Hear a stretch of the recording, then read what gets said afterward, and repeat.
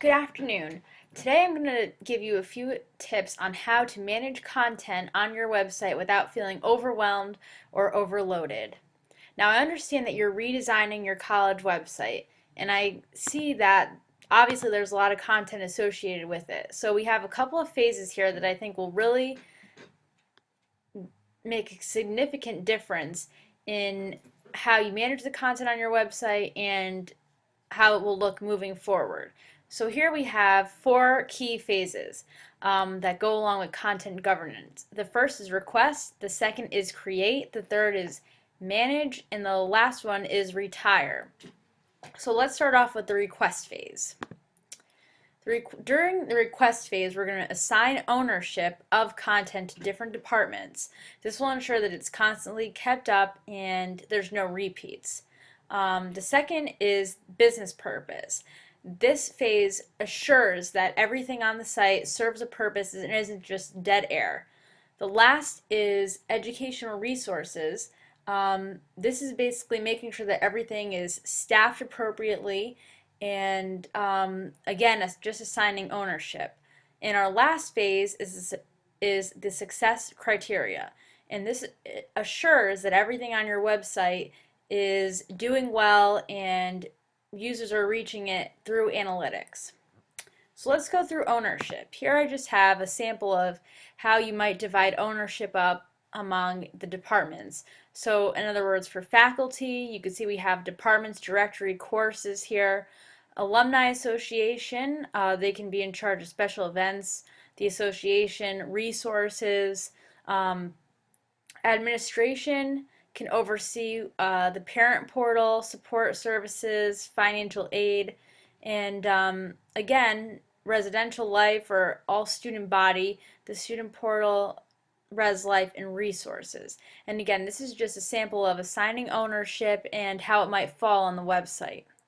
Now, the business purpose phase, like I said, is just to ensure that everything on the website serves some sort of purpose. So here I displayed on the slide some things that might be good for the website. So pictures of the scenery, an academic calendar, a schedule. But one thing that might not be good is maybe putting something on about your drug policy or something like that that's just dead air. Even if you have some sort of presentation on it, is it really going to get a lot of hits?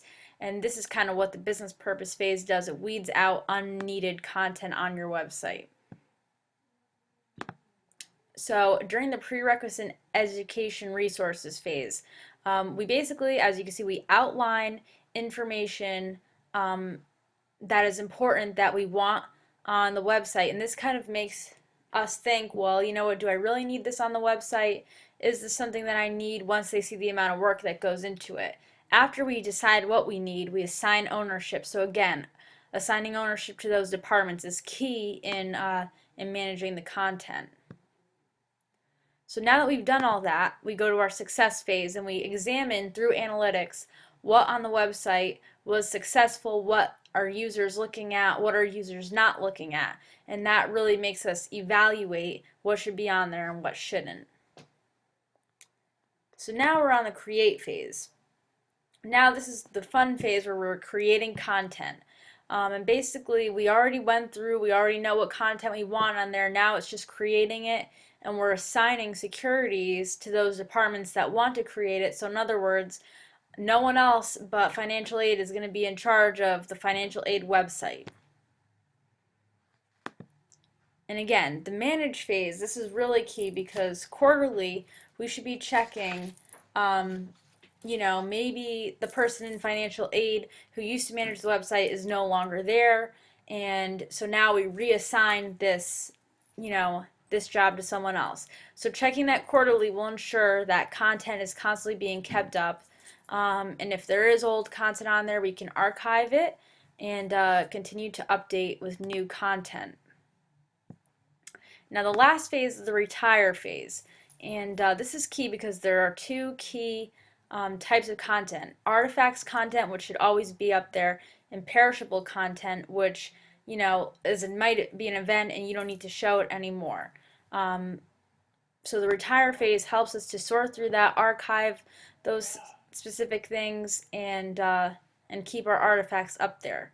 So that's it, and thank you very much for listening.